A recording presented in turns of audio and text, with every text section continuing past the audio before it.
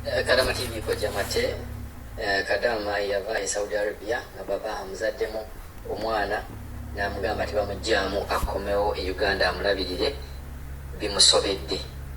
Kavidiyo ako ndoza mukalabye katambula ku social media Kadama alajana okubeera nga afuna obuyambi olw'okumala nti baba yamwesalako n'essimu ze n'azibulookinga.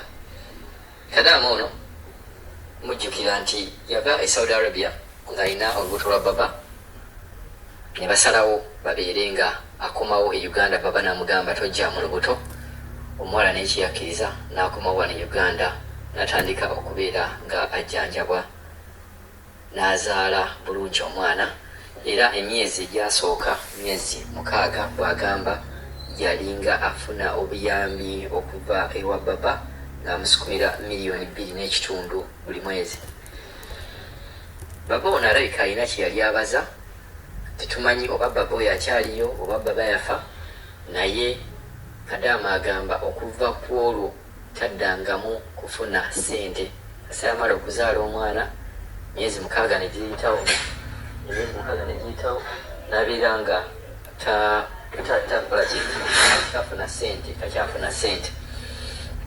Kakati mumanyi embeera eno tutera nnyo okubagamba nti bannaaye buli bw'owegatta ne baba oba omwana w'owaka manya biki ebigenda okuddirira.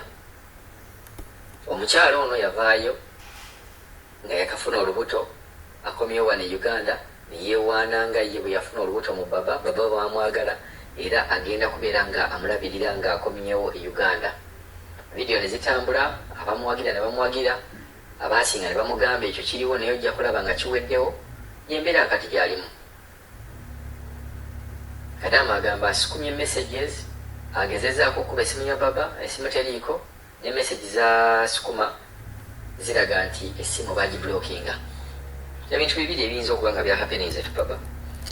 Either yakyusizza n'agamba nti ebyange byaggwa omwana akuzeemu myezi 6 mulabirire, oba baba okubeera nga yafa.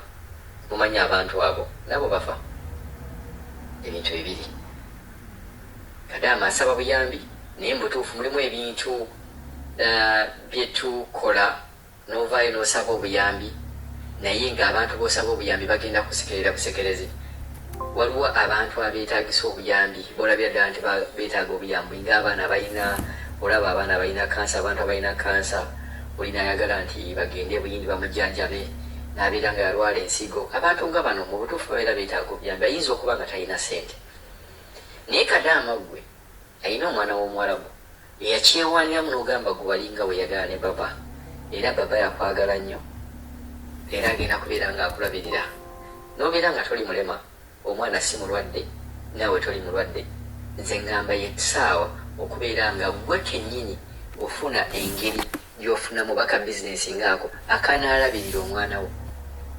Naye bw'ova eri n'ogamba nti batandika okusondera ssente oli mu buzibu, olabirire omwana wa baba. Ekintu ekyo nze ku lwange, oba buli omu alina opiniyoni ye, nze ku lwange opiniyoni egamba nti gw'oba teweetaaga buyambi, ekintu ky'olimu wali okyeyagaliramu, wakiyingira okiraba, baakuwoninga naye n'olaba nga waliwo awaggulu. Kati bano abantu abaakuwoninga n'olaba nga bakola nsobi, ate okuva eri n'ogamba bakuyambe, nze ndaba ate kati gw'oba oli mu nsobi. Mwekuume ate mubeere nga buli kintu kimukola mumanyi nti kijja kubeera nga kizza backfire. Kavidiyo ako katambula atanakafunako tusobola okakusukumirako n'okalaba. Omuwala oyo alajana Wekamuli, in fact Wekamuli Gloria, erinnya lyabadde Gloria, Wekamuli agamba nti ali mu buzibu, yeetaaga buyambi, yeetaaga ssente okulabira omwana wa baba. Ng'ompulira emboozi ng'ezo.